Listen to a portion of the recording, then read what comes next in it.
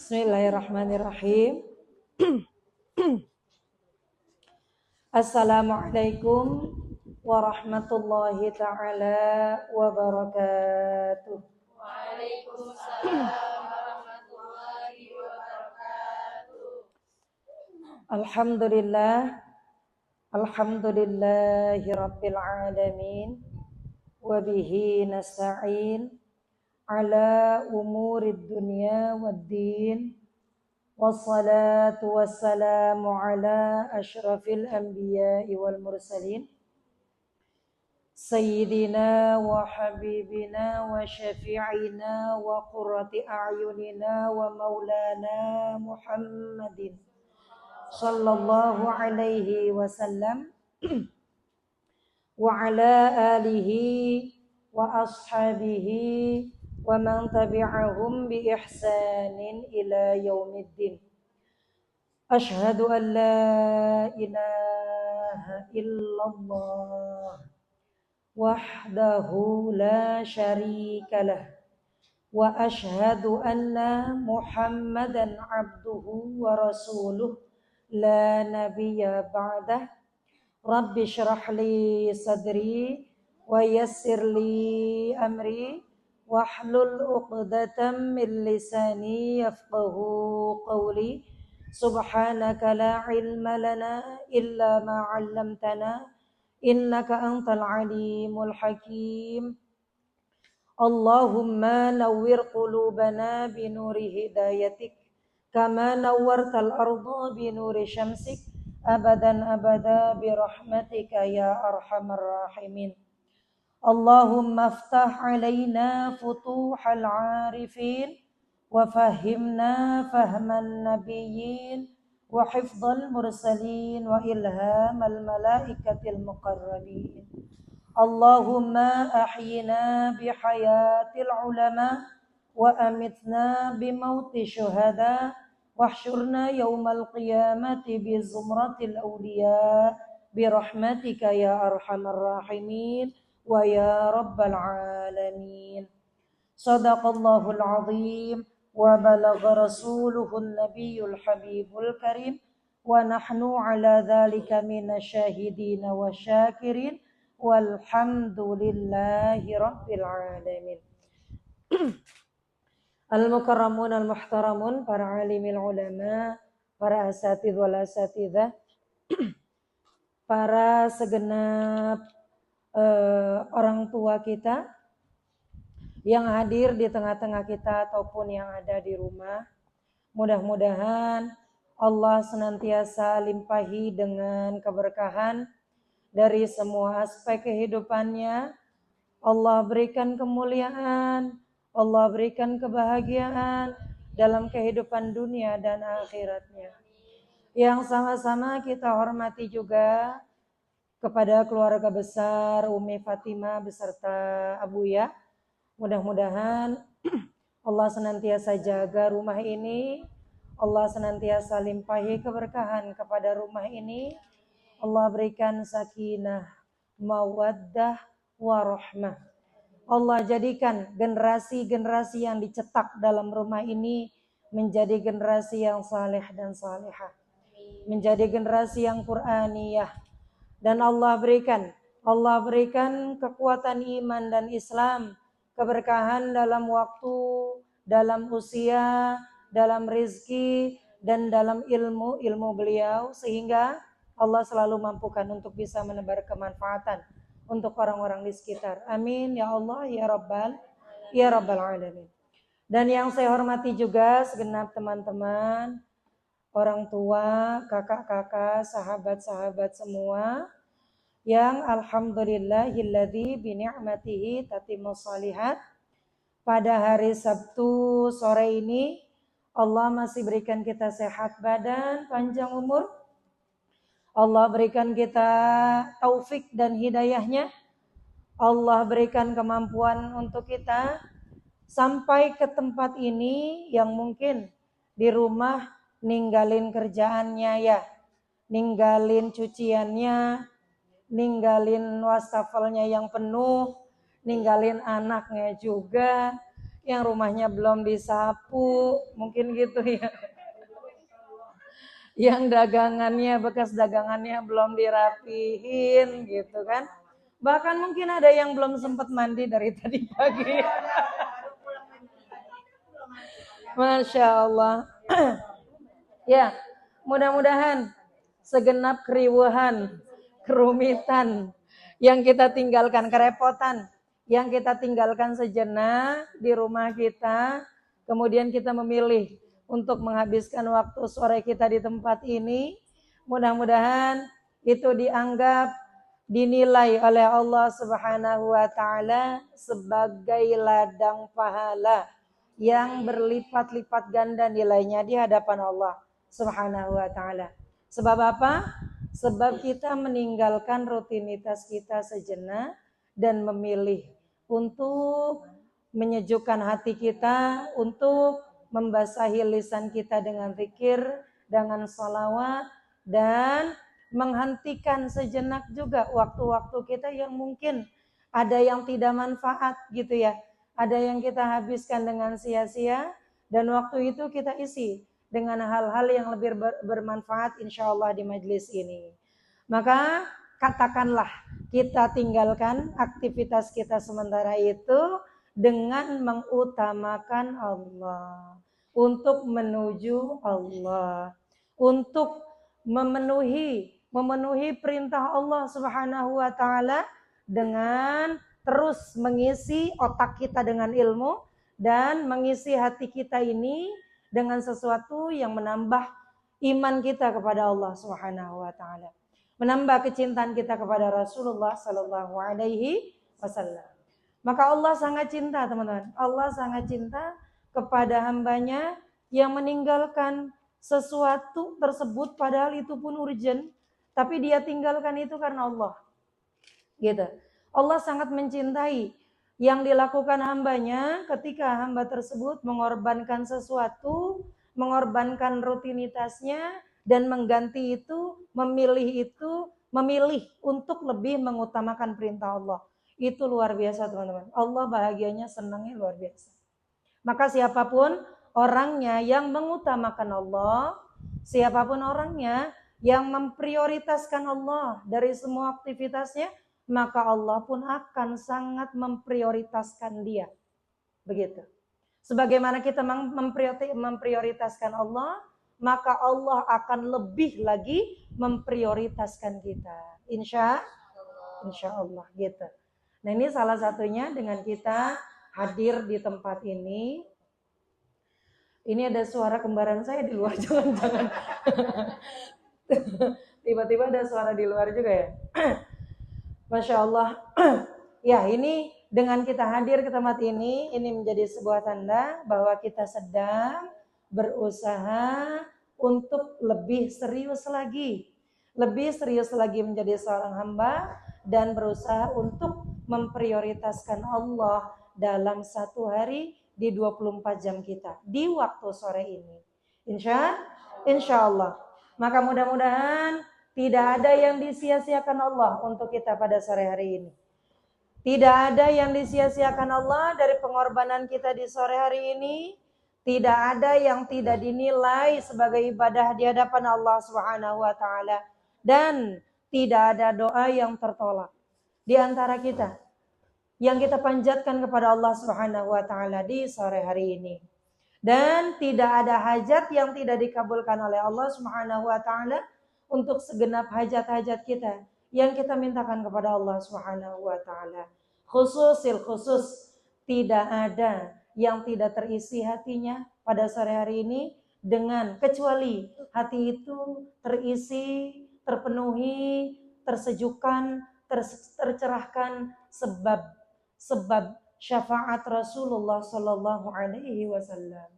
Sebab cipratan cahaya dari kesalehan, dari kesempurnaan, dari kemuliaan orang-orang soleh insyaallah. Amin ya Allah ya Rabbal alamin. Sebab yang akan kita bahas teman-teman pada sore hari ini masih seputar kehidupan wanita mulia, yaitu Sayyidatuna Khadijatul Kubra.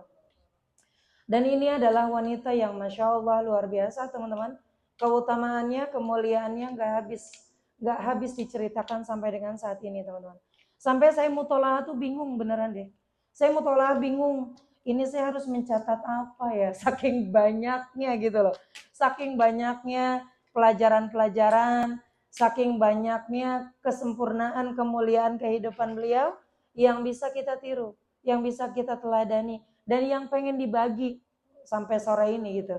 Sampai saya bingung ini nyatat apa gitu. Udahlah, catatan saya sampai kayak ini teman-teman, sampai kayak apa ini tulisannya sampai nggak kebaca nih.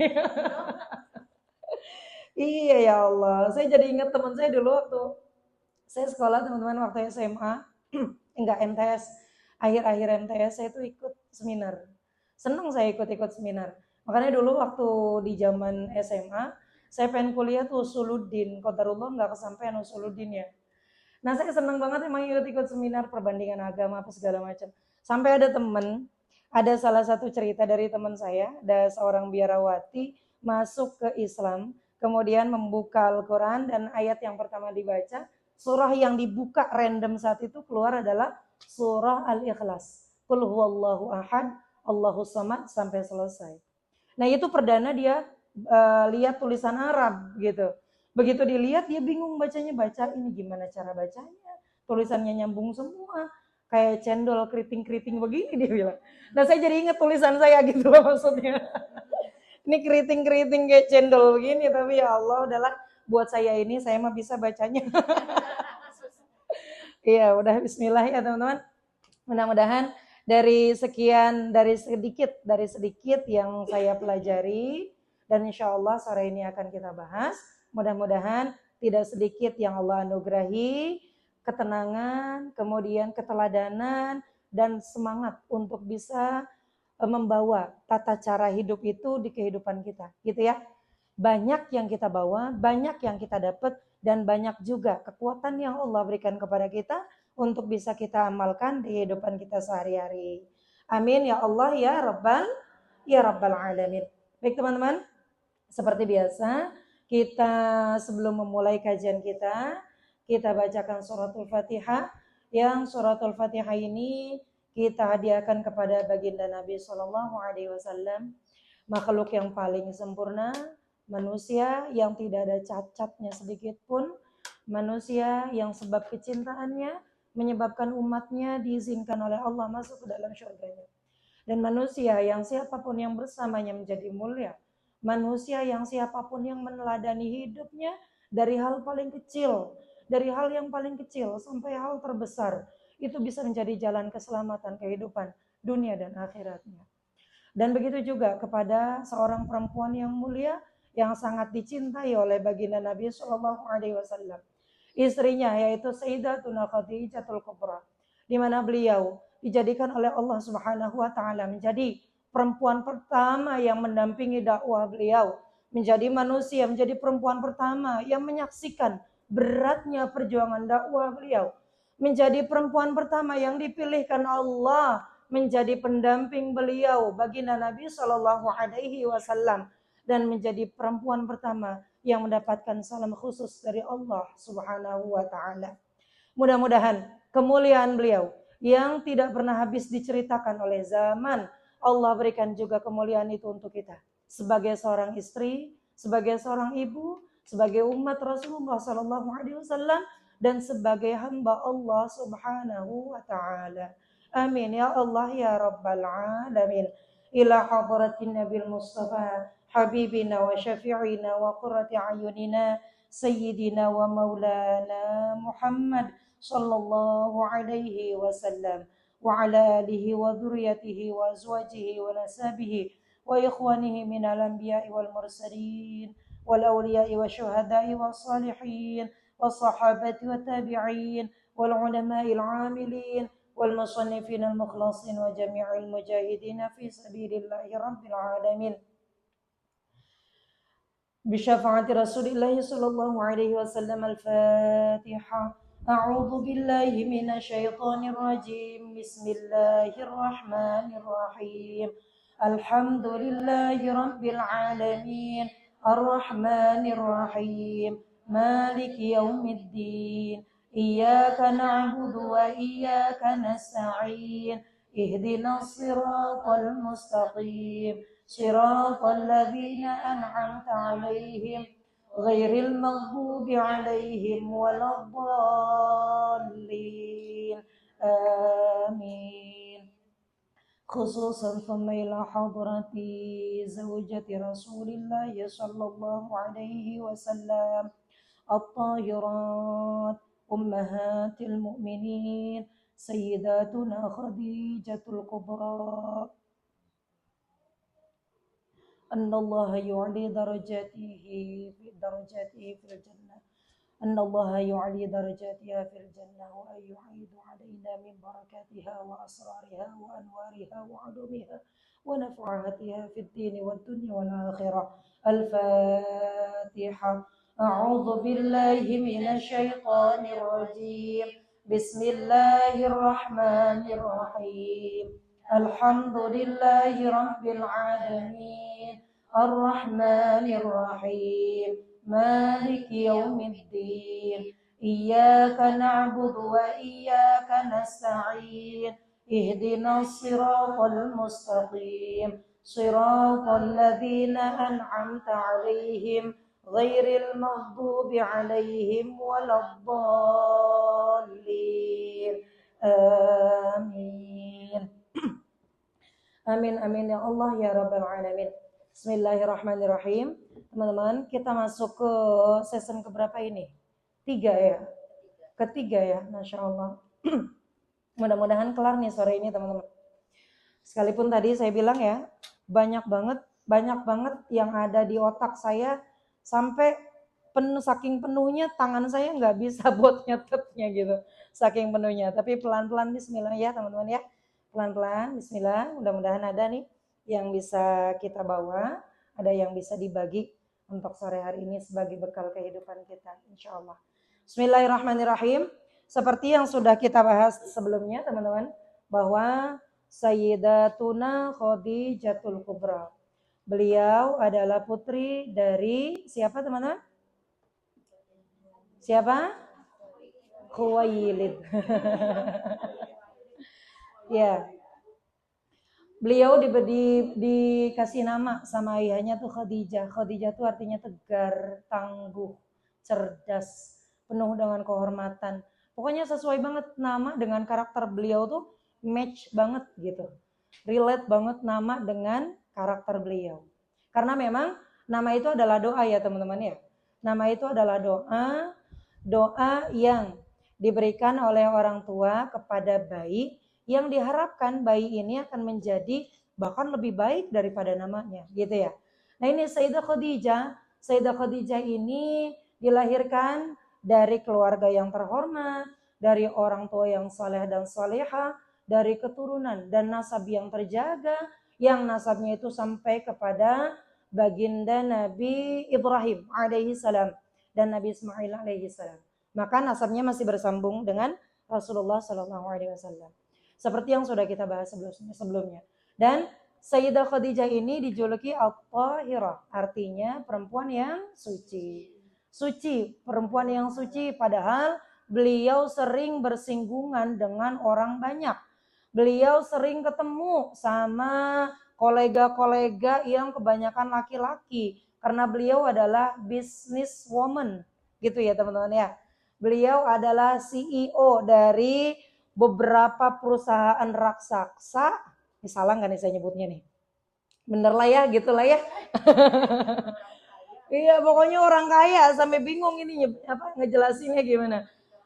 Jadi CEO dari perusahaan-perusahaan yang besar, yang perusahaannya punya cabangnya banyak, otomatis kan banyak ketemu orang ya teman-teman ya. Dan kebanyakan CEO, direktur itu kan laki-laki. Sementara Sayyidatuna Khadijah ini adalah seorang perempuan. Tapi di tengah beliau yang hartanya berlimpah, hubungan kepada bisnis atau pengusaha-pengusahanya juga nggak kehitung. Tapi beliau sangat amat mampu menjaga kehormatannya, menjaga kemuliaannya sebagai seorang perempuan.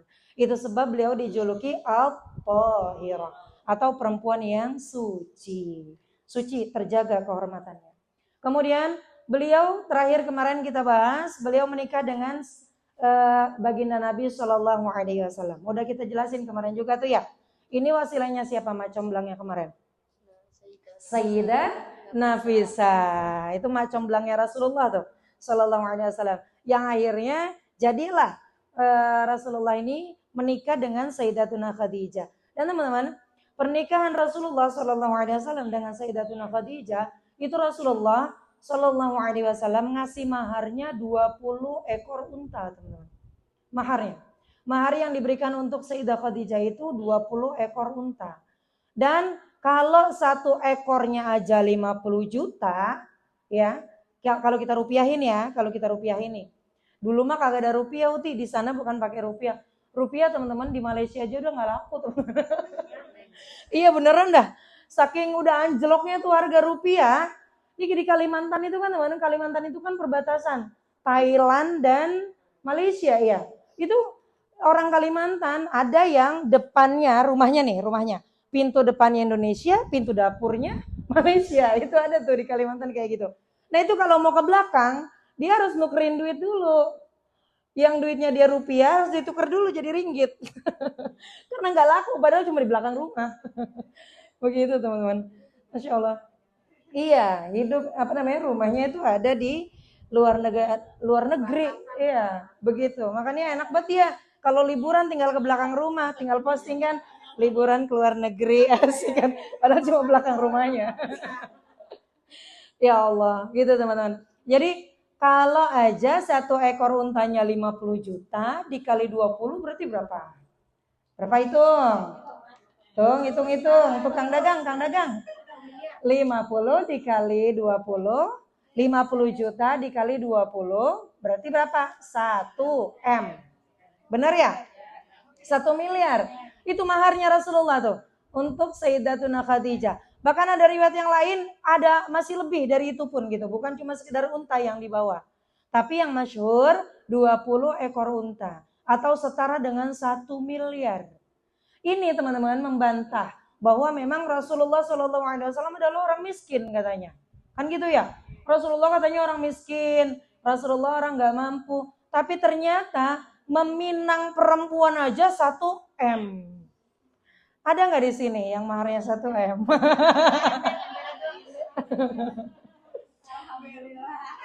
Teh, maharnya 2,5 gram, emas 24 karat. 5 bulan kemudian saya jual. Buat cicil rumah. Ya Allah ya Rob.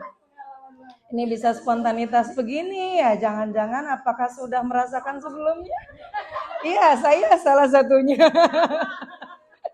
Masya Allah.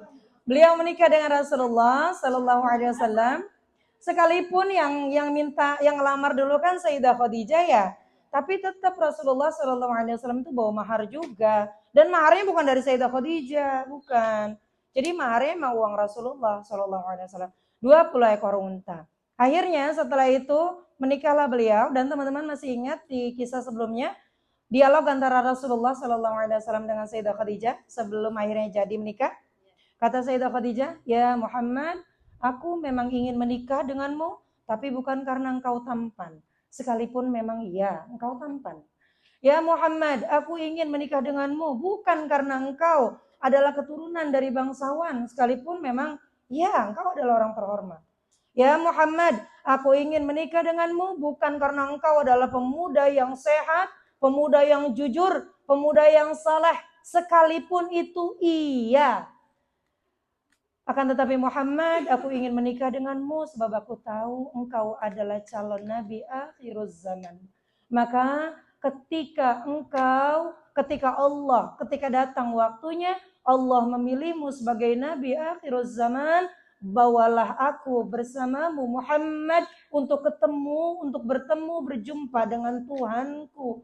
Tuhan yang selama ini aku rindukan, Tuhan yang selama hidupku aku cari, Tuhan yang selama ini ratapanku aku serahkan kepadanya. Gitu. Jadi meniatkan kehidupannya untuk Allah. Meniatkan segala sesuatunya untuk Allah. Dan ketika kemudian menikah dengan Rasulullah SAW, Sayyidatuna Khadijah sadar bahwa memang suaminya ini adalah laki-laki yang akan mengemban tugas sangat berat. Bukan hanya sekedar melanjutkan bisnisnya, tapi juga diperintahkan Allah untuk menyampaikan wahyu kepada hamba-hamba Allah, kepada manusia, mengajak manusia ke jalan Allah. Ini beratnya luar biasa, teman-teman.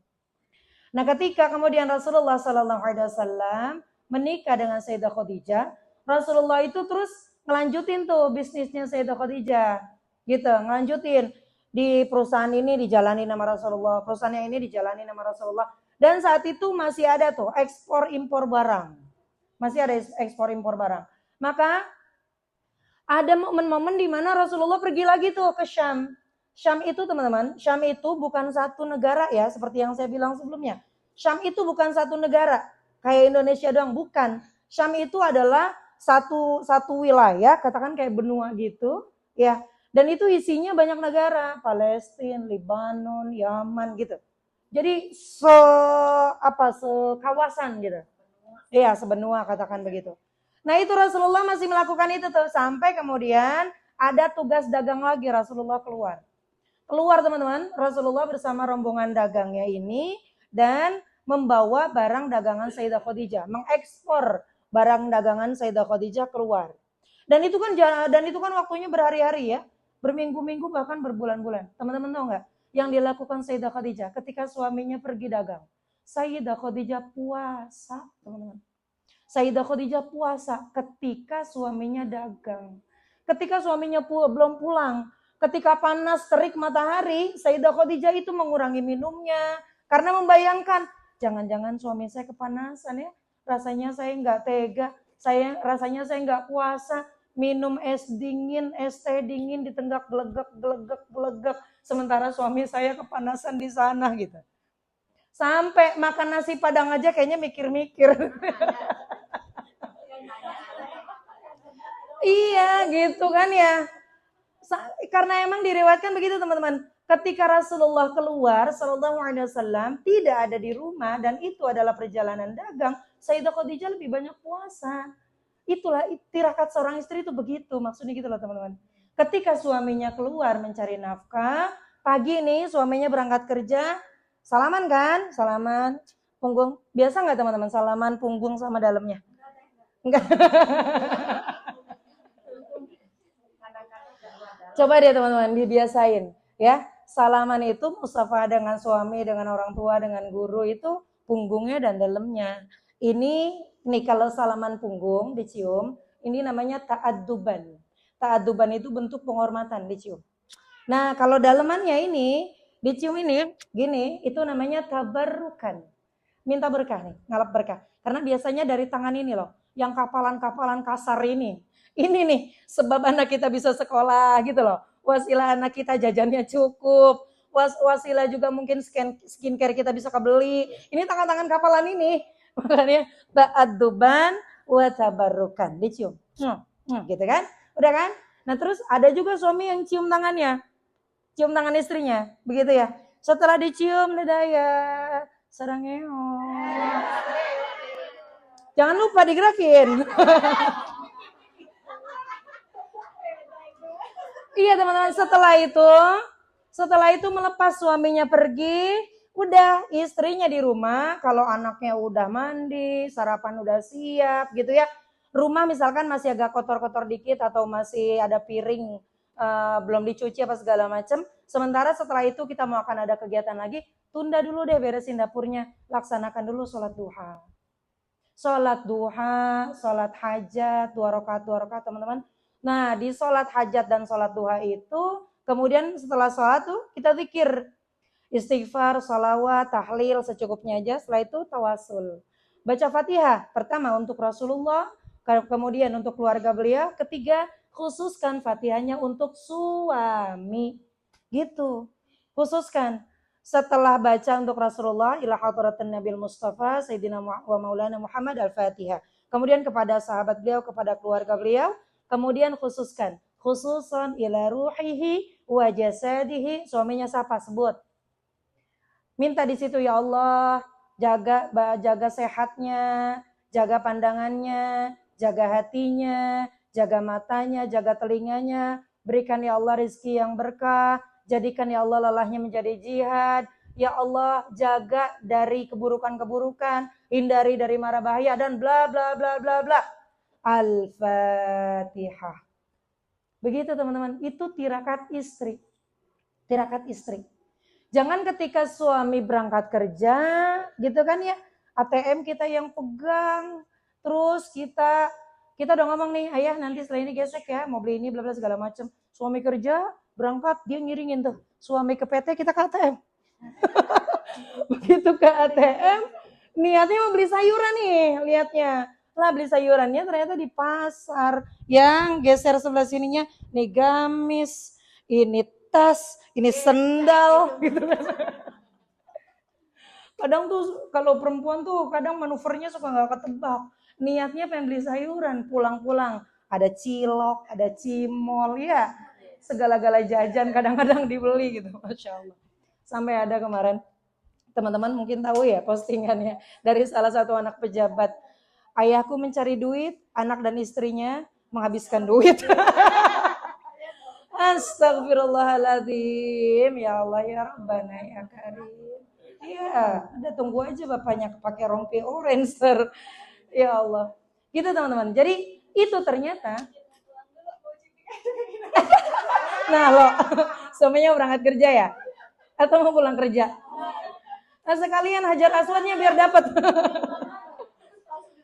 Iya, Masya Allah teman-teman. Dan ternyata itu sudah diajarkan oleh Sayyidatuna Khadijah. Suaminya Rasulullah SAW berangkat dagang, beliau puasa. Beliau banyak ibadah, menunggu suaminya pulang. Gitu teman-teman. Kalaupun misalkan kita mau ada kegiatan di luar, izin sebelumnya. Ayah mau berangkat kerja. Bunda hari ini mau kesini. Setelah ngantar anak begini ya. Oh iya udah oke. Paling kan gitu ya. Apalagi kadang ada suami yang katakan pengertian banget sama istrinya. Begitu dia jujur, bukan hanya sekedar diizinin, tapi ya udah nih ayah tambahin. Kan gitu kadang. Iya, Masya Allah. Dan itu balik lagi, tirakat itu sudah dilakukan oleh Sayyidatuna Khadijah. Sampai kemudian teman-teman, ketika Rasulullah dagang, Sayyidatuna Khadijah banyak puasa. Dan teman-teman, itu di Mekah saat itu hujan tuh teman-teman, hujan deras. Di masa dimana setelah 5 tahun nggak pernah hujan, tapi Mekah saat itu hujan deras banget sampai banjir teman-teman, sampai banjir. Itu Sayyidah Khadijah nggak tidur teman-teman, nggak makan, nungguin Rasulullah di depan pintu, matanya panjang ini ya Allah. Itu patung-patung berhala itu yang di sekitaran Ka'bah sampai kanyut kena banjir teman-teman. Ada ayam, ada kambing, itu kanyut juga tuh. Pokoknya perabotan-perabotan masak di dapur itu kanyut juga. Itu Sayyidah Khadijah panjang matanya nungguin Rasulullah pulang. Sampai kemudian pingsan Sayyidah Khadijah karena memang berhari-hari cuma minum air dan diguyur hujan sampai 2 jam. Basah kuyup badannya Rasulullah, pingsanlah Rasulullah. Sayyidah Khadijah. Pingsan Sayyidah Khadijah. Setelah pingsan dibawalah ke dalam, diperiksa sama tabib. Ternyata sebab pingsannya itu Sayyidah Khadijah hamil ternyata. Hamil teman-teman. Begitu hamil tuh gimana itu teh cara ngetesnya gitu. Ada test pack nggak tuh zaman dulu tuh? Nggak ada test pack teman-teman. Nggak ada test pack. Bidan apa ya? Di sana bidan juga ada sih. Namanya bidan syafa'. Nah itu syafa' itu adalah bidan yang membidani lahirnya Rasulullah SAW. Itu namanya syafa'. Nah oke, setelah itu teman-teman, Rasulullah pulang tuh dalam keadaan sehat, alhamdulillah. Rasulullah kemudian dikasih tahu bahwa istrinya hamil. Dan itu teman-teman, Rasulullah SAW punya anak dari Sayyidah Khadijah itu setelah 4 tahun atau di usia pernikahan beliau 5 tahun. 4-5 tahun. Beliau baru punya anak tuh. Nah anak pertama beliau namanya Qasim. Dan itu menjadi nama panggilan Rasulullah SAW. Abul Qasim. Itu anak pertama Rasulullah. Anaknya laki-laki. Qadarullah Allah takdirkan anak laki-laki Rasulullah Sallallahu Alaihi Wasallam wafat. Rasulullah itu punya anak laki-laki 3 teman-teman. Qasim, Abdullah, Ibrahim. Nah Ibrahim ini bukan dari Sayyidah Khadijah tapi dari Sayyidah Maria Qibtiyah. Yang dari Sayyidah Khadijah cuma 2. Qasim dan Abdullah. Nah satu lagi Ibrahim. Berarti laki-laki kan 3 ya. Semuanya ini wafat dalam usia kecil teman-teman. Kalau Sayyid Qasim wafatnya di usia 2 tahun. Kalau Sayyid Abdullah wafat masih bayi, di mana bahkan air susu Sayyidah Khadijah masih keluar deras. Itu. Makanya ada riwayat menyebutkan teman-teman, anak bungsunya Rasulullah itu Sayyidah Fatimah Zahra, tapi riwayat yang lain mengatakan bungsunya Rasulullah adalah Sayyid Abdullah. Sayyid Abdullah. Kenapa Sayyidah Fatimah disebutnya bungsu? Bungsu itu anak perempuan terakhir maksudnya. Bukan anak terakhir. Anak terakhirnya itu Sayyid Abdullah. Begitu. Jadi usia 5 tahun pernikahan, Rasulullah kemudian dikaruniai anak laki-laki yaitu Qasim. Ya, berarti berapa usia Rasulullah tuh? 30. Usia 30, kemudian lahirlah anak pertama beliau Sayyid Qasim. Wafat di usia 2 tahun. Setelah itu lahir lagi putri beliau bernama Sayyidah Zainab binti Rasulullah Sallallahu Alaihi Wasallam. Sayyidah Zainab, kemudian gak lama Sayyidah Zainab lahir lagi Sayyidah Ruqayyah. Kemudian gak lama Sayyidah Ruqayyah lahir lagi Sayyidah Ummu Kalthum. Sayyidah Ummu Kalthum. Nah kemudian ketika mereka masih kecil-kecil nih, Sayyidah Ummu Kalthum udah beranjak remaja gitu. Kemudian Sayyidah Ruqayyah juga udah beranjak remaja dan Sayyidah Khadijah udah berumah tangga. Lahir Sayyidah Fatimah. Nah Sayyidah Fatimah ini lahir teman-teman. Sayyidah Fatimah lahir ini di awal-awal kenabian sebenarnya. Sayyidah Fatimah. Di awal-awal kenabian. Jadi hiburan Rasulullah Sallallahu Alaihi Wasallam begitu pulang dakwah itu adalah Sayyidah Fatimah. Karena emang Fatimah kenapa disebut Fatimah? Karena Fatimah itu cantik, menyenangkan, ceria, comel banget gitu kalau bahasa Upin Ipin itu. Ceria, cantik, imut. Pokoknya orang yang ngelihat Fatimah itu pokoknya senang aja bawaannya. Makanya dikasih namanya Fatimah. Gitu. Maka hiburan Rasulullah Sallallahu Alaihi Wasallam ketika pulang dakwah ini adalah Sayyidah Fatimah. Oke, di usia ke-30 beliau punya anak pertama, kemudian wafat di usia ke-2 tahun. Sayyid Qasim tadi, lahirlah kemudian Sayyidah Zainab, Ruqayyah, Sayyidah Ummu Kalthum, dan Sayyidah Fatimah. Kemudian teman-teman, singkat cerita, di usia ke-35 tahun beliau, ini mulai mimpi-mimpi Rasulullah SAW. Mulai mimpi nih. Rasulullah mulai mimpinya itu mimpi dipanggil namanya gitu. Ya Muhammad. Pokoknya mimpinya mimpi-mimpi aneh. Dan itu mulai ada rasa di mana Rasulullah tuh jenuh banget dengan kehidupan orang-orang Mekah saat itu. Yang mabuk, yang berzina, yang perampokan, yang ngebunuh orang, yang ngebully orang, segala macam. Rasulullah itu udah jenuh banget sama kehidupan itu. Akhirnya ada panggilan untuk uzlah. Dan uzlahnya Rasulullah ini di usia ke-35 tahun yang pertama teman-teman. Nah itu uzlahnya ditemenin sama Sayyidah Khadijah. Ditemenin. Jadi Rasulullah naik ke Gua Hira bersama Sayyidah Khadijah. Jadi ditemenin sebenarnya. Uzlah pertama ditemenin sama Sayyidah Khadijah. Uzlah kedua ditemenin juga sama Sayyidah Khadijah. Uzlah ketiganya ini baru nggak ditemenin. Nah uzlah ketiganya ini uzlah di mana Rasulullah Sallallahu Alaihi Wasallam bertemu dengan malaikat Jibril yang diturunkan wahyu pertama berupa surat Al-Alaq itu ya. Iqra bismi rabbikal ladzi khalaq sampai ayat kelima. Itu di uzlah yang ketiga. Ketika beliau berusia 40 tahun. Ketika beliau berusia 40 tahun di uzlah yang ketiga, uzlah yang kedua dan pertama itu didampingi oleh Sayyidah Khadijah. Uzlah yang pertama yang didampingi Sayyidah Khadijah itu Rasulullah tuh di Gua Hira tidur di situ bareng sama Sayyidah Khadijah teman-teman. Dan itu Rasulullah ngerasa ada yang manggil. Muhammad. Muhammad gitu. Tapi nggak ada rupanya. Nah saat itu Rasulullah ngomong sama Sayyidah Khadijah, istriku dengar nggak suara tadi? Enggak, saya nggak dengar apa-apa. Tapi ada suara kayak gini, kayak gini, kayak gini. Enggak, mungkin bukan suara apa-apa kali Rasulullah gitu. Mungkin bukan suara apa-apa kali sayang gitu kan. Udah itu uzlah pertama. Uzlah keduanya mimpi Rasulullah. Mimpi didatengin malaikat. Uzlah kedua.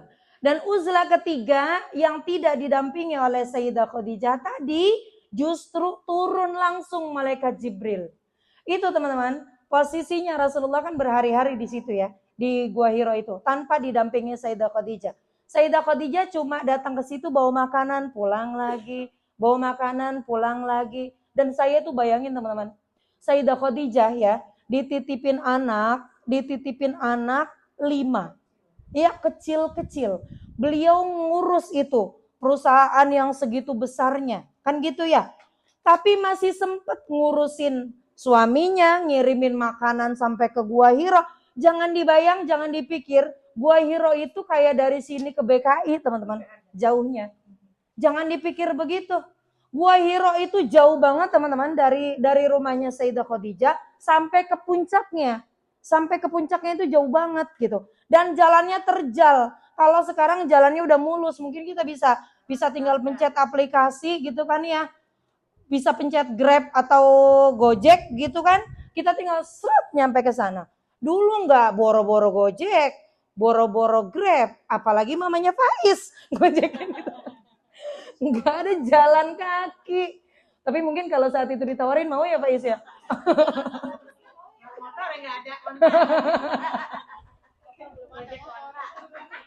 Itu Masya Allah perjuangannya teman-teman. Dan di tengah-tengah itu isu orang-orang Mekah saat itu luar biasa. Ngelihat Rasulullah ini hilang lagi. Ini Muhammad gak ada di rumah. Kan kalau uzlah gak sehari 2 hari teman-teman, bisa 40 hari uzlahnya. Nah itu Rasulullah kan kalau uzlah gak pulang selama 40 hari. Akhirnya orang-orang Mekah tuh gosipin, nyinyirin biasa ya. Biasa orang-orang tuh kayaknya tuh ya apa ya, haters, netizen itu udah ada dari zaman bahela gitu ya. Dari zaman dimana, dari zaman bahkan Instagram belum ada, YouTube belum ada, sosial media belum ada. Tapi haters ternyata sudah merajalela di mana-mana. Sampai di zaman Rasulullah pun ada itu. Itu digunjingin tuh. Tuh Khadijah liatin tuh, rumah tangganya gak bener itu Muhammad itu. Lagian nikah sama orang miskin, lagian nikah sama yatim, udah dikasih tahu, banyak laki-laki yang kaya, yang mapan, yang tampan, yang siap jadi suaminya nggak mau. Emang dasar Khadijah, makanya rasain deh sekarang deh rasain. Itu nggak 1 2 orang ngomong kayak gitu teman-teman. Dinyinyirin Sayyidah Khadijah, dianggap rumah tangganya berantakan, dianggap Rasulullah tidak bertanggung jawab, dianggap Rasulullah itu meninggalkan istrinya dan yang lain-lain. Tapi Sayyidah Khadijah, dia tahu suaminya, dia kenal suaminya, dia gunakan tangannya itu buat nutup telinganya, teman-teman. Buat nutup telinganya. Enggak didengerin gunjingan orang-orang Mekah. Enggak dihiraukan, enggak digubris omongan orang-orang di sekitar yang mengatakan buruk tentang suaminya karena dia kenal suaminya. Ini pelajaran juga buat kita nih teman-teman ya. Yang paling mengenal suami kita adalah kita, teman-teman. Yang paling mengenal suami kita adalah kita. Orang-orang di sekitar boleh mengatakan buruk tentang suami kita, tapi kita yang paling tahu beliau. Baiknya, mulianya, pedulinya, perhatiannya tuh kita. Pugu teh gak ada kebaikannya sama sekali yang bisa dilihat. Enggak juga ya teman-teman, enggak ya? Enggak lah, enggak. Ya kadang ada yang ngomong kayak gini, Sayyidah Khadijah bisa mulia karena suaminya siapa? Suaminya Rasulullah. Rasulullah Muhammad SAW. Makanya bisa sesempurna itu juga melayani. Saya juga kali kalau suaminya Nabi, maka kali begitu kali teh. 200 juta. 200 juta sebulan ya. Sayyidah Asiyah, suaminya Fir'aun. Tapi jadi dari salah satu perempuan penghuni surga. Terus suami kita Fir'aun teman-teman. Enggak kan? Bukan Namrud juga kan? Sayyidah Asiyah suaminya Fir'aun tapi bisa masuk surga. Suami kita bukan Fir'aun. Suami kita bukan Abraha. Suami kita bukan Namrud. Iya bukan Abu Jahal. Suami kita adalah suami kita gitu loh teman-teman. Suami kita yang ketika Allah takdirkan dia menjadi pasangan kita, maka dia adalah yang paling baik untuk kita teman-teman. Paling baik. Jangan pernah merasa paling mulia jadi istri teman-teman. Jangan pernah. Perasaan saya udah begini sama laki saya begini, udah saya layani, udah saya siapin ininya itunya, tapi begitu baik ya Allah. Sakit hati mulu saya rasanya ya Allah. Dikasih hati, ngebalasnya jantungan gitu. Iya, ngebalasnya bikin orang jantungan gitu kan. Ya Allah ya Rabb teman-teman. Allah tidak akan memberikan sesuatu yang tidak sesuai dengan kapasitas kita. Kalau kita memandang orang lain mulia dan memandang suami kita buruk, bisa jadi keburukannya ada pada diri kita. Karena keburukan itu koneksi teman-teman. Kemuliaan, kebaikan itu koneksi. Jadi kalau kita ngelihatnya buruk ke orang lain kayak apalagi ke suami kita, jangan-jangan udah ada di sini buruknya. Jadi yang kelihatan buruk terus. Gitulah. Orang yang mulia itu hanya akan bisa memuliakan orang. Orang yang di sininya baik hanya akan bisa memperlakukan orang dengan baik. Gitu loh. Orang yang di sininya ada kemuliaan hanya akan bisa memuliakan orang. Dia nggak tahu caranya bagaimana berbuat buruk kepada orang. Karena di sininya baik, di sininya mulia. Sebaliknya, kalau kita cuma bisanya berlaku buruk, berlaku kasar, menghina, ngelihatnya kekurangan suami kita mulu, jangan-jangan kurangnya lebih banyak di sini. Kurangnya lebih banyak di sini. Jadi kita nggak tahu bagaimana kemuliaan itu ada pada suami kita. Nyambung ya teman-teman ya. Jadi jangan nungguin punya suami Rasulullah dulu baru mau memuliakan suami. Ya Allah, kemuliaan kita terletak pada bagaimana kita memuliakan suami kita.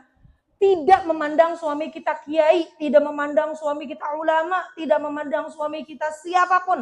Suami kita yang sekarang menjadi suami kita, itu jalan kemuliaan kita teman-teman. Gitu ya. Oke, ya. Setelah ini ta'aduban wa tabarukan. Ya, jangan lupa sarengeonya.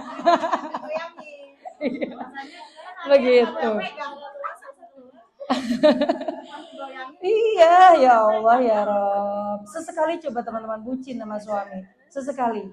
Ayah hari ini kan hari Minggu ayah. Hari Minggu ayah capek hari ini ya. Libur kerja capek nggak sih? Ya lumayan sih kalau hari Minggu capek sih bun. Tapi kenapa ya? Bunda nggak pernah capek mencintai ayah. Nggak pernah kayaknya, nggak pernah ada yang begitu. Enggak.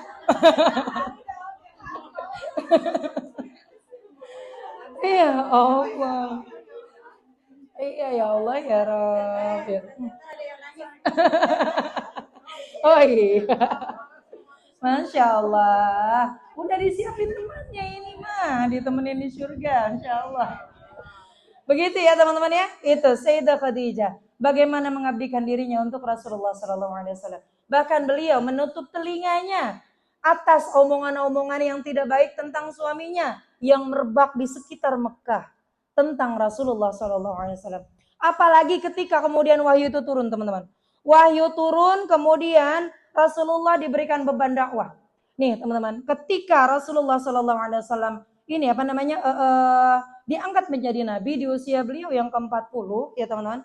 Jadi ada orang yang percaya dengan dakwah beliau. Dan tentunya orang yang pertama mengimani beliau adalah Sayyidatuna Khadijah, teman-teman. Tentunya orang yang paling pertama mengimani beliau adalah Sayyidatuna Khadijah. Ketika beliau pulang dari Gua Hira dan menceritakan kejadian Iqra itu, Sayyidah Khadijah tanpa ragu, teman-teman, tanpa ragu menerima keislaman itu, menerima kenabian beliau dan bersaksi di hadapan Rasulullah SAW bahwa beliau akan menjadi orang yang sangat akan mendukung beliau. Itu tuh teman-teman. Nah itu teman-teman, ketika itu kemudian Rasulullah dibebani dakwah, orang-orang tuh mulai bertanya-tanya tentang Islam. Rasulullah tuh kerjanya keluar gitu. Kadang di pasar itu ketemu sama orang-orang, kemudian Rasulullah mendakwahi agama Islam. Nyamperin orang, Rasulullah ngucapin salam, Rasulullah bertutur kata dengan baik, dipilih kata-kata yang terbaik dengan sangat sopan, dengan sangat penuh adab. Tapi orang-orang di sekitar itu tidak langsung menerima. Bahkan Abu Jahal, teman-teman, ketika mendengar Rasulullah ngajak beriman, orang-orang di pasar saat itu, Abu Jahal tuh ngambil ini, pasir atau tanah ya teman-teman, diraup tanah itu dilempar ke kepala Rasulullah SAW. Pak, ke kepala. Dan menurut tradisi Mekah teman-teman, kalau ada orang yang megang tanah kemudian ngelempar langsung ke kepala, itu adalah bentuk penghinaan yang paling buruk. Itu Rasulullah lagi berdakwah begitu teman-teman. Dan di rumah Sayyidah Khadijah mulai berdatangan perempuan-perempuan yang pengen bertanya, apa sih Islam itu? Apa sih Islam itu? Itu di tengah-tengah, di bawah, di tengah-tengah beliau ditungguin sama perempuan-perempuan pengen ngaji, katakan gitu ya, pengen ngaji. Beliau masih sempat dengerin hafalan Quran dari Sayyidatuna Fatimah. Jadi orang-orang nungguin di bawah, Fatimah datang. Umi, ini aku udah hafal surah ini Umi, simakin dulu ya, aku mau murojaah dulu. Dan itu Sayyidah Khadijah udah punya Abdullah kecil. Sambil nyusuin, sambil nyimakin putrinya yang hafalan Al-Quran tadi, di bawah nungguin jamaah yang siap ngedenger kajiannya. Didengerin tuh teman-teman, didengerin. Ayo nak, kamu mau baca surah apa? Dibacain sama Sayyidah Fatimah. Terus Abdullah tuh, Sayyidah Abdullah masih nyusu. Lah tiba-tiba teman-teman, lagi begitu, lagi nyusuin anaknya, lagi nyimakin bacaan Quran anaknya, dibawa ribut. Ternyata ada yang lapor teman-teman, Rasulullah SAW dimakarin tuh di pasar. Dihina, ditimpuk, digebukin sampai berdarah. Ada yang lapor, kemudian Sayyidah Khadijah tuh denger keadaan suaminya sampai babak belur begitu, keadaan Rasulullah sampai babak belur begitu. Bergetar-getar, berdebar-debar jantung Rasulullah, jantung Sayyidah Khadijah, sampai kemudian keringat dingin, sampai lemes teman-teman itu Sayyidah Khadijah dengar begitu. Karena kebayang Rasulullah berdarah-darah wajahnya, Rasulullah saat itu tidak ada yang membela, Rasulullah tidak bisa berbuat apa-apa. Dan teman-teman, Rasulullah tidak bisa berbuat apa-apa bukan karena Rasulullah tidak mampu.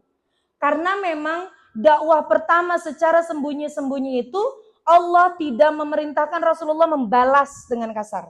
Tapi Allah memerintahkan Rasulullah dengan bersabar. Jangan membalas perlakuan Quraisy. Coba kebayang beratnya kayak apa. Rasulullah ditimpukin, Rasulullah dihina, berdarah-darah. Di tengah-tengah yang Rasulullah bisa melawan, tapi Rasulullah nggak boleh melawan.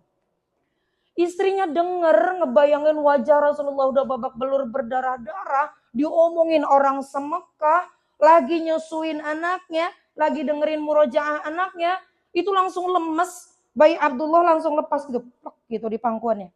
Dan seketika teman-teman, susunya nggak keluar. Saking kagetnya tuh. Saking kagetnya susunya sampai nggak keluar. Itu Sayyidah Abdullah masih nyusu kan, karena nggak keluar nangis. Nangis, akhirnya beliau tuh sambil nyebut nama Allah, ya Allah, ya Allah, ya Allah, ya Allah, tolong saya ya Allah, tolong saya ya Allah. Sambil diurut-urut, diperes-peres, enggak keluar juga. Disebut lagi nama Allah, ya Allah lindungi ya Allah suamiku, ya Allah lindungi rumah ini, ya Allah rumah utusanmu. Lindungi ya Allah putra-putri utusanmu ini ya Allah. Diperes lagi, enggak keluar juga. Sampai peresan ketiga, keluar susu itu beserta darah. Sayyidah Abdullah nyusu dengan darah. Coba. Udah dalam keadaan seperti itu, Sayyidah Khadijah menenangkan dirinya. Ya Allah, saya nggak boleh panik, saya nggak boleh cemas. Saya punya tanggung jawab ya Allah terhadap anak-anak saya. Dan saya punya tanggung jawab terhadap suami saya ya Allah. Bismillah, tarik nafas, turun beliau pelan-pelan. Dihadapi tamu-tamu itu dengan tenang, teman-teman. Dan ini adalah ciri perempuan cerdas, teman-teman. Cerdas mengelola emosinya. Di tengah-tengah kepanikannya, di tengah-tengah kecemasannya, dia berusaha untuk selesai dengan dirinya sendiri agar energi positifnya tetap keluar dan akhirnya anak-anaknya bisa tenang. Orang-orang di sekitarnya bisa tenang. Tidak kebawa panik dan tidak kebawa cemas. Nah kadang-kadang ya teman-teman, itu tuh 11-12 dengan kita teman-teman. 11-12 dengan kita. Kita kalau ngadepin kayak begitu, kira-kira gimana? Anak kita nangis, yang satu lagi ngaji, di bawah udah rame tuh di rumah kita, Di depan suami kita lagi dipukulin orang, yang ada kita mungkin teriak-teriak gitu ya. Teriak-teriak, histeris gitu kan. Jangan gebukin suami saya, jangan gebukin gitu kan. Tapi Sayyidah Khadijah nggak begitu sama sekali. Makanya saya bilang 11, 12. Yang 11 Sayyidah Khadijah, yang 12 lebih banyak yang kita. Lebih banyaknya apa? Lebih banyak minusnya teman-teman. Lebih banyak minusnya. Dan udah nih, udah tenang. Setelah itu teman-teman, ditunggulah Rasulullah SAW pulang. Ketika beliau, sebelum sampai beliau pulang, anak pertama beliau Sayyidah Zainab yang perempuan datang nangis teman-teman, nangis. Tapi nggak berani cerita. Kemudian Sayyidah Zainab tuh nggak berani cerita ke ibunya karena khawatir ibunya panik juga kan. Dielus kepalanya, nah kenapa nak? Ada apa sayang? Ada apa? Kamu punya masalah dengan suamimu gitu. Sayyidah Zainab akhirnya bilang, Umi, hati saya sedih hari ini Umi. Hati saya hancur hari ini Umi. Terus Sayyidah Khadijah ngelihat di sini ada gurasan luka teman-teman di leher Sayyidah Zainab. Ibunya nanya Sayyidah Khadijah, itu kenapa lehermu nak? Kenapa, apa yang membuatmu sedih? Apa yang membuat hatimu hancur?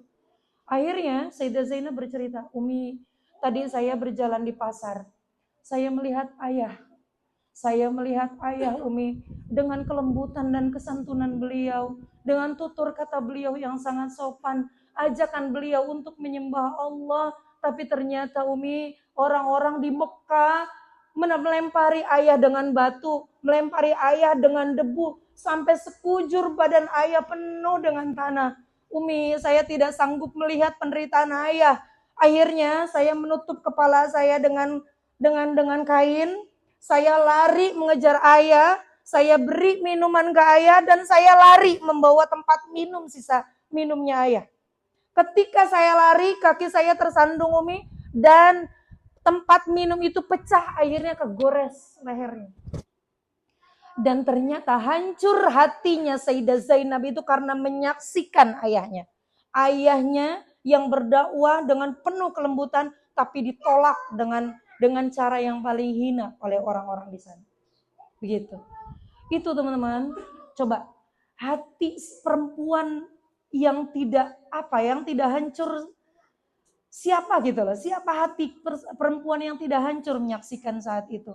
Anaknya ngadu tentang ayahnya seperti ini, di tengah-tengah kondisi yang beliau juga habis dibully sana sini, melihat keadaan suaminya yang belum tentu juga pulang dalam keadaan selamat, sementara dia punya tanggung jawab membesarkan anak-anaknya, tapi Sayyidah Khadijah bertahan. Sebab apa? Sebab dia tahu ini adalah ujian yang Allah berikan, sebab ia sedang sangat ingin naik kelas, sebab ia sangat ingin menjadi orang yang paling dekat dengan Allah. Maka dia infakkan, dia wakafkan dirinya untuk Allah. Inna salati wa nusuki wa mahyaya wa mamati lillahi rabbil alamin. Karena itu akhirnya lupa semua kesedihan itu, lupa akhirnya kesusahan itu teman-teman. Itu tekanannya baru dari keluarga teman-teman, baru dari keluarga. Sampai kemudian Rasulullah di hari-hari berikutnya teman-teman, ketika pulang dalam keadaan lelah, dalam keadaan berdarah-darah, Sayyidah Khadijah menyambut menjadi seorang istri, menjadi seorang ibu, menjadi seorang teman, tidak sedikit pun ada keluhan teman-teman. Enggak ada sedikit pun. Ayah, ini uang dapur kita kurang deh ayah. Ayah dakwah mulu, kagak nyari-nyari duit gitu misalnya. Ini gimana dapur kita nggak ngebul-ngebul gitu. Kalau orang dulu kan kalau nggak ngebul dapurnya emang nggak beneran nggak masak, nggak punya duit. Kalau orang sekarang mah emang nggak ngebul-ngebul dapurnya karena GoFood terus kayaknya. Ya Allah ya Rabb. Iya begitu teman-teman. Sampai akhirnya Sayyidah Khadijah nggak pengen sedikit pun menampakkan keresahannya, kegelisahannya di tengah-tengah. Beliau yang awalnya adalah perempuan kaya raya, hartanya habis untuk Rasulullah. Beliau adalah perempuan terhormat, akhirnya menjadi orang yang dihinakan di situ. Beliau adalah perempuan yang sehat, sampai akhirnya badannya kurus. Sebab apa? Sebab tenaganya, pikirannya, semuanya sudah dihabiskan untuk Rasulullah SAW, teman-teman. Itu nggak sedikit pun membuat hatinya gentar, teman-teman. Enggak sedikit pun. Dan sampai, ya Allah, sampai ketika pernah teman-teman, Malaikat Jibril tuh datang. Malaikat Jibril datang. Di situ ada Sayyidah Khadijah dan di sini ada Rasulullah sallallahu alaihi wasallam. Ada Rasulullah dan Sayyidah Khadijah. Sayyidah Khadijah ngomong begini sama Rasulullah. Rasulullah, kamu melihat? Rasulullah bilang, iya saya melihat. Kamu melihat Rasulullah? Iya saya melihat. Rasulullah, duduklah di belakang saya. Sembunyilah di belakang saya. Sayyidah Khadijah ngomong begitu. Kemudian Rasulullah senyum. Ya Khadijah, tidak perlu takut. Itu bukan setan, itu bukan jin. Dan itu bukan iblis. Itu adalah malaikat Jibril. Dan dia tidak akan menyakiti kita. Oh, tadinya dipikir itu adalah jin. Karena memang bentuk aslinya yang keluar. Bentuk aslinya yang ditampakkan. Sayyidah Khadijah khawatir Rasulullah ini diganggu. Saking pengen melindunginya gitu loh. Rasulullah sembunyi aja di belakang saya. Kalaupun emang nih makhluk ini mau nyakitin, biarin saya dulu. Biarin saya aja dulu yang disakitin. Biarin saya dulu yang celaka. Jangan engkau Rasulullah. Jangan engkau. Sembunyilah di belakangku Rasulullah. Tapi ternyata itu Jibril teman-teman. Itu seorang istri di mana hatinya yang sangat kuat teman-teman. Imannya yang sangat kuat. Cintanya yang sangat kuat. Cinta yang dilandaskan sebab cinta karena Allah. Kelemahan suaminya. Ketidakmampuan suaminya. Ditutupi. Dijaga. Disupport dan disemangati teman-teman. Bahkan beliau siap menjadi garda terdepan. Untuk menjadi penyemangat. Menjadi penguat untuk perjuangan suaminya. Ini Sayyidah Khadijah teman-teman. Masya Allah, tabarakallah. Sampai detik-detik akhir teman-teman di masa pemboikotan. Ini saya singkat ya, karena ini nggak kelar lagi nanti. Ketika diboikot orang-orang Mekah saat itu, dan teman-teman, dakwah Rasulullah itu kan 23 tahun ya teman-teman ya. 10 tahun di Madinah, 13 tahunnya di Mekah. Betul ya? Dan itu teman-teman, Rasulullah ketika di Mekah itu ada 2 fase. Pertama berdakwah secara sembunyi-sembunyi dan dakwah secara terang-terangan. Dakwah secara terang-terangan ini pun ada 3 fase. Terang-terangannya ini dengan bersabar. Dan selanjutnya terang-terangan boleh membalas. Dan Rasulullah itu hidup di 2 fase teman-teman. Sayyidah Khadijah itu menemani Rasulullah di 2 fase. Di fase sembunyi-sembunyi dan di fase terang-terangan tapi dengan bersabar. Dan terang-terangan dengan bersabar ini dan bersembunyi ini, dengan sembunyi-sembunyi ini adalah fase di mana Rasulullah berdakwah dengan kesabaran. Allah tidak memerintahkan, tidak menyuruh Rasulullah SAW untuk membalas perbuatan orang-orang kafir dengan perbuatan kasar gitu, dengan hal yang serupa. Sampai satu ketika teman-teman, anak Rasulullah SAW yang namanya Sayyidah Ruqayyah sama Sayyidah Ummu Kalthum. Ini dinikahi teman-teman sama Utbah dan Utaibah. Utbah dan Utaibah ini anak laki-lakinya Abu Jahal, Abu Lahab. Dua-duanya nih, Utbah dan Utaibah. Ini menikahi putri Rasulullah, Sayyidah Ruqayyah dan Ummu Kalthum. Ketika ternyata Rasulullah SAW berdakwah, beliau mengaku sebagai seorang nabi utusan Allah, akhirnya Abu Lahab ini pengen membuat malu keluarga Rasulullah. Ini putrinya Rasulullah yang sudah dinikahi tapi belum dikumpul ya. Sama si Utbah dan Utaibah ini, 2 anak laki-laki Abu Lahab ini dibalikin teman-teman. Dicerai dengan cara tidak terhormat. Dipulangin sampai naudzubillah maaf ya, sampai diludahin. Sampai diludahin teman-teman. Diludahin. Udah dinikah, belum dikumpul, dipulangin ke orang tuanya dengan cara tidak terhormat. Bahkan diludahi teman-teman. Dicaci maki. Kakak sambungnya, anak Sayyidah Khadijah, Halah dan Hindun, yang laki-laki berdua ini, mereka udah dewasa tuh. Ngedengar berita itu marah. Karena adeknya digituin. Dia gak terima tuh. Dia ambil pedangnya, dia datang ke Rasulullah. Rasulullah, emang gak bisa kita ngelawan? Kata Hindun sama Halah. Saya gak terima adek saya digituin Rasulullah. Saya nggak terima ada saya dihina kayak gitu. Saya nggak terima keluarga saya dihina kayak gitu. Saya bawa pedang hari ini, izinkan saya Rasulullah, perintahkan saya Rasulullah, saya tebas lehernya. Kemudian Rasulullah bilang, wahai anakku, Allah tidak memerintahkan aku untuk membalas dengan kasar. Bersabarlah nak, bersabarlah nak. Bersabar. Allah pasti akan menolong kita. Allah selalu akan dekat dengan kita. Padahal mampu membalas. Teman-teman, padahal mampu membalas, tapi enggak dibalas. Itu adalah dakwah yang paling berat, teman-teman. Dan Sayyidah Khadijah merasakan itu.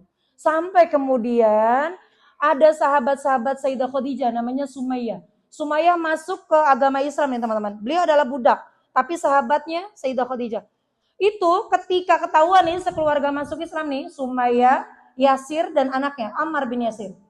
Ini ketahuan nih, akhirnya disiksa dia. Sumayyah ini teman-teman dijemur di padang pasir, suruh keluar dari Islam dia nggak mau teman-teman. Akhirnya, mohon maaf ya, ditelanjangi di depan umum dan dibunuh teman-teman.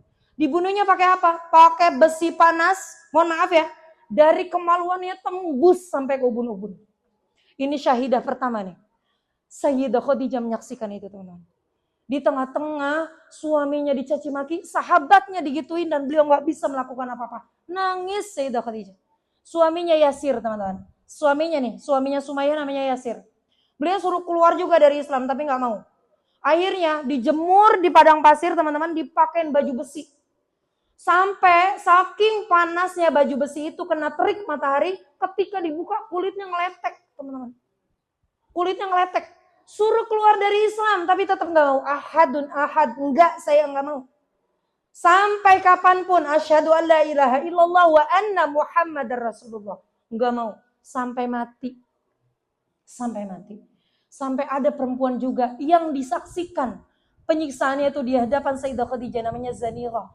Beliau disiksa sampai matanya buta teman-teman. Dan itu di hadapan Sayyidah Khadijah. Itu nangis ngeliat kayak gitu. Setelah itu diboikot orang-orang muslim yang mengikuti Rasulullah SAW.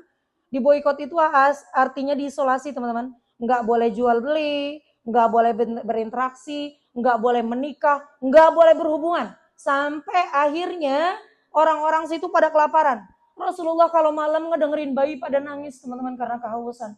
Rasulullah nangis, ya Allah berikan pertolonganmu, ya Allah berikan pertolonganmu. Dan itu masanya 3 tahun teman-teman. Habis udah minuman, habis udah makanan. Sampai Sayyidah Khadijah makan rumputan teman-teman. Sampai Sayyidah Khadijah tuh sehari-harinya makan rumput. Tapi karena hatinya lapang karena Allah, dia tahu janjinya Allah itu pasti. Dia tahu bahwa memang Allah sudah janjikan kebaikan setelah ini.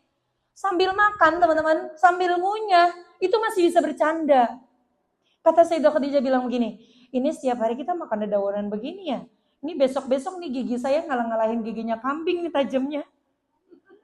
Itu udah berhari-hari, berbulan-bulan, bertahun-tahun gak ketemu makanan yang layak teman-teman. Sampai yang dimakan daun, yang keluar juga daun warna hijau teman-teman. Ya Allah, sampai kayak gitu. Sampai kurus kering. Hartanya habis. Badannya habis untuk perjuangan dakwah Rasulullah SAW. Tapi beliau tetap tegar teman-teman. Sampai kemudian beliau wafat. Sebelum wafatnya beliau sakit. Dan sakit itu teman-teman karena pikiran juga. Karena apa? Karena pamannya Rasulullah wafat juga. Pembela Rasulullah SAW wafat juga. Beliau sakit ngedenger pamannya meninggal tambah drop. Aduh ya Allah, pamannya meninggal. Abu Thalib adalah orang yang paling membela Rasulullah meninggal. Sekarang saya sakit. Ya Allah kalau saya wafat siapa yang membela Rasulullah? Kemudian Sayyidah Khadijah bilang, ya Rasulullah, sungguh kematian ini berat untukku. Bukan karena aku takut dengan kematian Rasulullah. Tapi aku takut tidak ada lagi orang yang akan membela Rasulullah.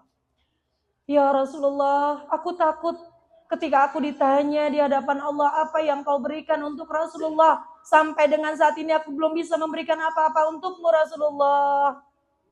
Orang yang hartanya habis, waktunya habis, tenaganya habis untuk Rasulullah. Masih mengaku tidak melakukan apa-apa untuk Rasulullah. Rasulullah, kematian ini berat untuk Rasulullah. Aku masih sangat ingin mendampingi dakwahmu Rasulullah. Tapi ketika memang ternyata ajalku telah dekat, Allah telah memanggilku, Allah mewafatkanku lebih dulu. Dan Rasulullah, ketika nanti engkau berdakwah menyeberangi laut, maka ambillah tulang belulangku Rasulullah. Jadikanlah tulang belulangku itu sebagai jembatan, kau bisa menyeberangi lautan itu Rasulullah. Agar apa? Agar hidup dan matiku masih tetap bisa aku dakwahkan, aku abdikan untukmu Rasulullah. Itu ya Allah, ya Rasulullah. Itu Rasulullah tuh mau dengar kayak gitu nangis. Nangis. Nangis. Sampai kemudian Sayyidah Khadijah tuh nangis juga. Rasulullah nanya, kenapa Khadijah? Berat ya menjadi istriku? Kau menyesal ya menjadi istriku? Kata Sayyidah Khadijah, tidak Rasulullah. Tidak. Aku bahagia, aku ikhlas, aku ridha menjadi istrimu. Tapi sungguh aku takut menghadap Allah. Aku takut tidak bisa membawa amal yang banyak menghadap Allah. Maka aku minta kepadamu Rasulullah ketika aku wafat, kafani aku dengan sorban yang biasa kau pakai untuk berdakwah. Akhirnya malaikat Jibril membawa 3 kain kafan Rasulullah. Tiga kain kafan. Membawa kain kafan, 3 kain kafan. Salah satu kain kafannya itu diberikan untuk Sayyidah Khadijah. Maka Sayyidah Khadijah itu dikafani teman-teman oleh pertama ridanya Rasulullah dan oleh kafan yang langsung disiapkan Allah dari surga. Maka wajarlah teman-teman, perempuan seperti ini dipilih Allah menjadi perempuan yang mendampingi Rasulullah di dunia sampai ke surga. Pantaslah teman-teman, perempuan seperti ini dijadikan oleh Allah menjadi perempuan yang paling mulia. Perempuan yang didahulukan masuk surganya, perempuan yang sampai dengan saat ini catatan kebaikannya masih terus dicatat dengan tinta emas teman-teman. Wajarlah. Dan wajar Allah tidak memilih kita menjadi orang yang mendampingi dakwah Rasulullah Sallallahu Alaihi Wasallam.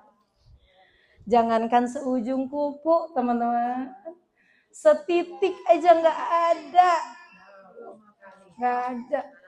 Coba kita itu ngadepin suami begitu ya Allah. Kita mah ya Allah puyang dikit aja udah ngeluh ya Allah. Capek banget hari ini ya Allah, enak kali dipijetin. Ya Allah, puyang banget ini pala, enak kali diajak healing.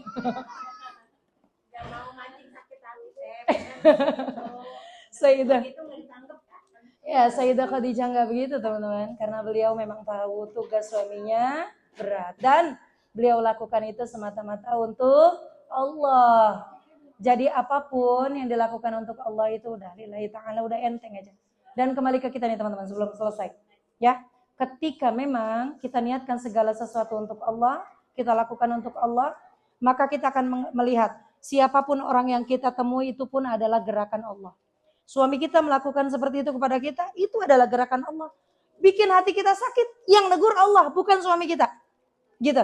Bikin kita tersinggung, yang negur Allah, bukan suami kita.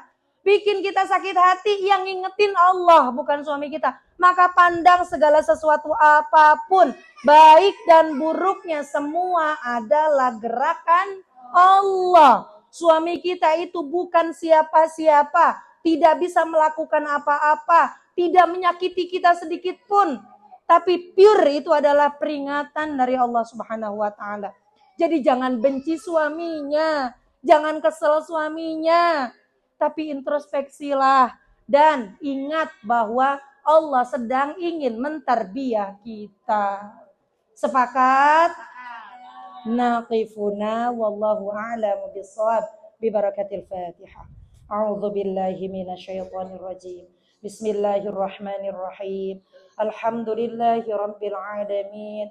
Arrahmanir rahim. Maliki yaumiddin. Iyyaka na'budu wa iyyaka nasta'in.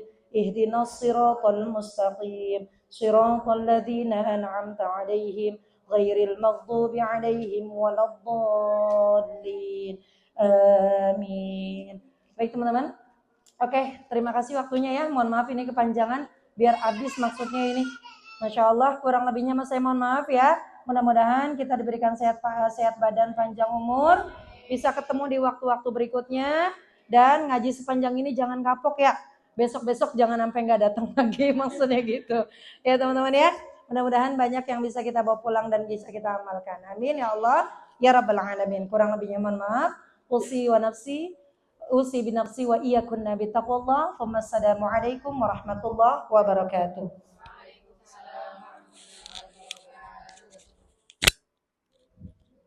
Alhamdulillah pengajian pengajian rutin kita berjalan dengan lancar. Semoga apa yang disampaikan oleh guru kita bisa membawa manfaat untuk kehidupan kita semua dan bisa membawa keberkahan untuk pencerahan kita di dunia hingga akhirat. Marilah kita tutup majelis ini dengan membaca doa kafaratul majelis bersama-sama. Astagfirullahaladzim, astagfirullahaladzim, astagfirullahaladzim. Allahumma shalli ala sayyidina Muhammad wa ala alihi wa sahbihi wasallim. Subhanakallahumma wa bihamdika asyhadu an la ilaha illa anta astaghfiruka wa atubu ilaik. Assalamualaikum warahmatullahi wabarakatuh. Waalaikumsalam warahmatullahi wabarakatuh. Sallallahu